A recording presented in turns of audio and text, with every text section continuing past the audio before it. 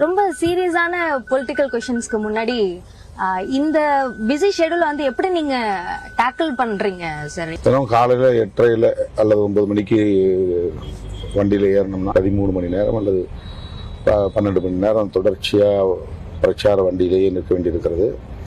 கடுமையான வெயிலும் கூட. எல்லாவற்றையும் விட இயக்கத்தோழர்கள், பொதுமக்கள் வந்து நம்மை சூழ்ந்து கொள்வது, அவர்கள் இறங்கி கோவிலுக்கு வர வேண்டும், கடவுளை சாலை கும்பிட வேண்டும், மக்கள் பெண்கள் வரிசையாக நின்று தருகிற அந்த வரவேற்பு, ஆழம் எடுத்து வரவேற்கிற அந்த வரவேற்பை ஏற்க வேண்டும், கூட்டணி கட்சி கிளை பொறுப்பாளர்கள் செய்கிற சிறப்பை ஏற்றுக்கொள்ள வேண்டும்.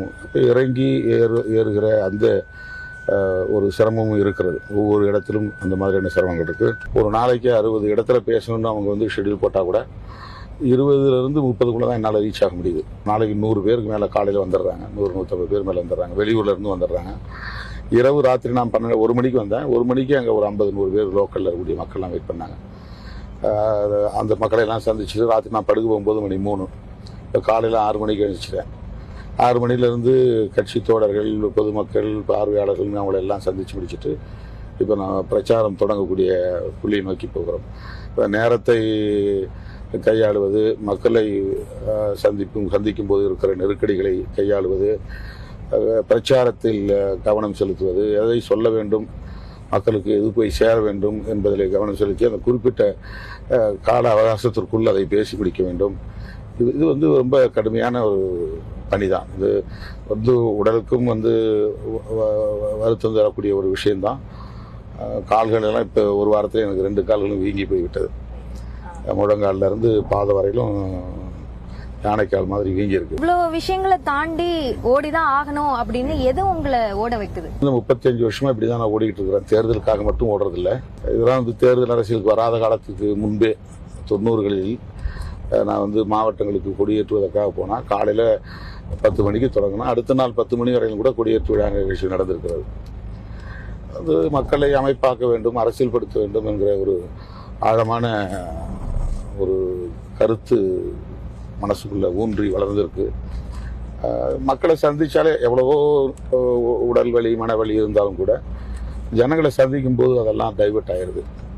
அப்போ அவங்க முன்வைக்கக்கூடிய கோரிக்கைகள், அவங்களுடைய ஏக்கம், அவங்களுடைய வழிகள், இதையெல்லாம் நம்ம வந்து கேட்குற நேரத்தில் நம்ம நடப்பு உலகத்திலேயே நம்மளால இருக்க முடியறதில்ல. அந்த அளவுக்கு மக்களோடு நம்ம வந்து ஐக்கியமாயிடக்கூடிய நிலை.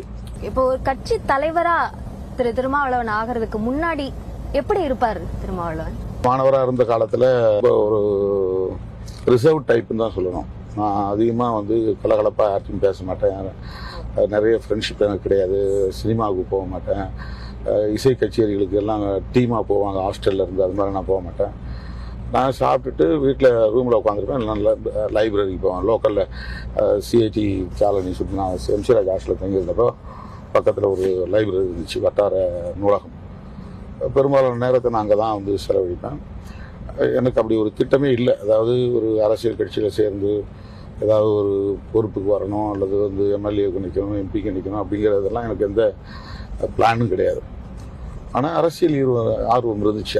அதனால் ஒரு ஈடுபாடு, ஈழத்தமிழர் பிரச்சனை தான் எனக்கு முதல் தூண்டுதல், உந்துதல். அதுக்காக நானாக இறங்கி மாணவர்களை திரட்டி போராடுறது, அந்த மாதிரியான விஷயம் பண்ணிக்கிட்டு இருந்தேன். பிறகு மதுரைக்கு போனப்போ அரசு ஊழியராக நான் பணியாற்றிக்கிட்டு இருந்தேன். அந்த நேரத்தில் தான் வந்து இந்த மாதிரியான ஒரு சமூகம் சார்ந்த அரசியல், ஒரு தலித் அரசியல் ஈடுபாடு உருவானது. அப்போ ஜாலியான திருமா அப்படின்னு ஒருத்தர் இல்லவே இல்லையா?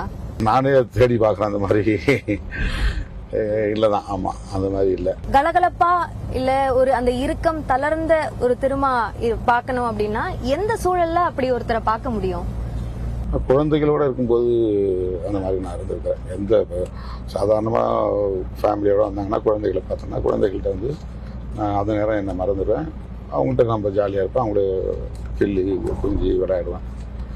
மற்றபடி பெரும்பாலும் எல்லாம் வந்து கோரிக்கைகளோடு தான் வராங்க, பிரச்சனைகளோடு தான் வராங்க, வழிகளோடு தான் வராங்க. ஒரு நாளைக்கு 500 பேரை பார்க்குறேன்னா 490 பேர் வந்து பிரச்சனைகளோடு தான் வராங்க. ஒரு சாதகமான ஒரு சாதிச்சிட்டோம், நம்ம வந்து நமக்கு வெற்றி, நாங்கள் இந்த மாதிரி இதை செஞ்சுருக்கோம் அதை செஞ்சுருக்கோம் அந்த மாதிரி மகிழ்ச்சியான தகவல் சொல்கிறதுக்கு ஆள் ரொம்ப கம்மி. சந்தோஷத்தை பகிர்ந்துட்டா தான் நமக்கு சந்தோஷம் வரும். சந்தோஷத்தை பகிர்ந்து கொள்ளக்கூடியவர்கள் வந்து ரொம்ப ரொம்ப ரொம்ப ரேர். பெரும்பாலும் பிரச்சனைகளை சொல்கிறவங்க தான் வந்து காத்துட்ருப்பாங்க. அது நமக்கு இன்னும் கொஞ்சம் ஸ்ட்ரெஸ் ஆகும். ஏன்னா அவங்களுக்காக நம்ம ஏதாவது செய்யணும்னு நினைக்கிறோம், செய்ய முடியலையே அப்படிங்கிற ஒரு மன அழுத்தமும் கூடுதலாக. எப்பாவது ஃபீல் பண்ணிருக்கீங்களா, நம்மளும் ஜாலியா இருந்திருக்கலாமோ, இவ்வளோ ஸ்ட்ரெஸ்ஸை எடுத்துக்காம கொஞ்சம் ஃப்ரீயா இருந்திருக்கலாமோ அப்படின்னு தோணிருக்கா உங்களுக்கு எப்போவாது? இதுக்கு முன்னாடி அப்படி தோணலை, இப்போ அப்படி தோணுது. இப்போ 60 வயசு கடந்த நிலையில் அந்த லோன்லினஸ் அந்த மாதிரியான சில விஷயங்கள் நம்ம மிஸ் பண்ணிட்டோம் அப்படிங்கிற மாதிரி இப்போ தலை தூக்குது. என்னை சுற்றி எப்போதுமே ஒரு 50 பேர் 100 பேர் இருந்துகிட்டே இருப்பாங்க. எனக்கு குடும்பம்னு ஒன்றும் இல்லை, குடும்பம் இல்லாதனால ப்ரைவசி இல்லை. அதே மாதிரி தனியாக எனக்கு எந்த பழக்கமும் கிடையாதுனால தனி ஃப்ரெண்ட்ஷிப் சர்க்கிள் கிடையாது. ஒரு கிளப்புக்கு போவோம், ஏதாவது நம்ம ஒரு நான்வெஜ் சாப்பிட்ற பழக்கம் எனக்கு இல்லை. நல்ல ஹோட்டலில் போய் சாப்பிடுவோம் அப்படிலாம் கிடையாது. என்ன கிடைக்குதோ அதை சாப்பிட்றது. அது மாதிரி குடி பழக்கமும் அந்த மாதிரி எந்த பழக்கமும் கிடையாது. அதனால் அந்த மாதிரி ஒரு சர்க்கிள் எனக்கு கிடையாது. என்டர்டெயின்மெண்ட்டு ஏதாவது ஷட்டில் கார்க் விளையாடுறதோ அல்லது பிளேயிங் கார்ட்ஸ் விளையாடுறதோ அந்த மாதிரி ரெக்ரியேஷன் எனக்கு கிடையாது. அதனால் எந்த நேரமும் வந்து வண்டியில் உட்காந்தா கூட நான் ஒரு 10 நிமிஷம் ட்ராவல் பண்ணுறதுக்குள்ளே 4 பேர் ஃபோன் போட்டு கொடுத்துருவாங்க. கீழே இறங்கினா அப்படியே சூழ்ந்துக்குவாங்க. அதுவும் அப்ளிகேட்டரி க்ரௌடாக தான் இருக்கும். இப்படி தான் த்ரூ அவுட் த லைஃப் இந்த மோர் தென் 3 decades ஒரு 30 ஆண்டுகளுக்கு மேலே இப்படி தான் போயிட்டு இருக்கு. இப்போ டிராவல் அப்படின்றதும் ஒரு ஃபன் ரிலேட்டடா இல்லாம அந்த மாதிரி இதுவரையிலும் வந்து அப்படி டிராவல் பண்ணதே கிடையாது. நான் என்னுடைய டிராவலே வந்து பார்ட்டி ஓரியன்டாக இருக்கும், நான் பீப்புள் ஓரியன்டாக இருக்கும். நான் ஈவன் வெளிநாடுகளுக்கு போனால் கூட போகிறது வர்றது, நான் தங்குற இடம் அப்படியே மக்கள் சந்திப்பு நிகழ்ச்சியோட வந்துடுறது. ஒரு டூரிசம் மாதிரி போய் சில இடங்களை பார்க்கறது, ஒரு மகிழ்ச்சியாக இருக்கிறது, அந்த மாதிரி இருக்கிறது ரொம்ப ரொம்ப ரொம்ப ஏர்போர்ட்லேருந்து ப்ரோக்ராமோட என்னை எடுத்துகிட்டு போயிடுவாங்க. ஒரு தடவை நான் அமெரிக்காவுக்கு வந்து ஒரே ஒரு நிகழ்ச்சிக்காக போய் இறங்கி ஏர்போர்ட்டில் ஈழத்தமிழர் அந்த மாவீரர் நாள் நிகழ்ச்சி கலந்துட்டு அப்புறம் திருப்பி அப்படியே நேராக ஏர்போர்ட் வந்து ஃப்ளைட்டு பிடிச்சி ஜெர்மனிக்கு போனேன். அதாவது அமெரிக்காவோட ஒரு இருந்ததே 3 hours தான் நான் இருந்தேன்.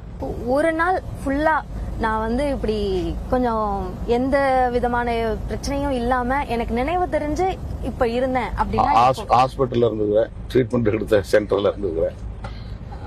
இப்போ கொரோனா வந்தப்போ அது மாதிரி தனிமையில் இருந்தேன் 1 மாதம். அதுக்கடுத்து நேச்சுரோபதி ட்ரீட்மெண்ட் போனப்போ அங்கே தனிமையில் இருந்திருக்கிறேன்.